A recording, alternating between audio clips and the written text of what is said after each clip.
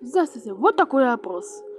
Что покашляет, что прикашляет, лечится в доме, только дома. Итак, читаем.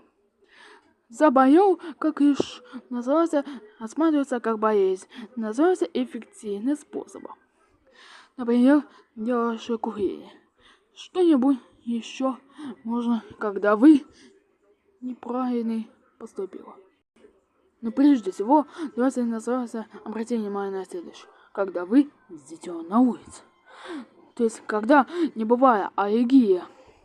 То есть, когда ребенок болен, очень больно, очень плохо.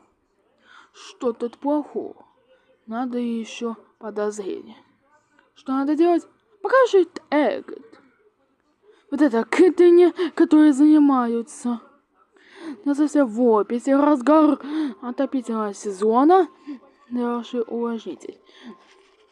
Контактировать с чем-то теплым.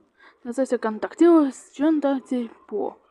Называется что покашляет? Что-нибудь. Называется в медицинских странах. И изделий что-нибудь этого. Вот это самое состояние. Что-нибудь доказать медицины с помощью лекарств. А с этим сталкиваются регулярно. Особенно когда мамы с папами смотрят всяких реклам, а все-таки бороться с кашлем. А все-таки должны знать, что кашель уже прошло. Если при кашле многократно более рискованно. Окончательное решение можно покашлять.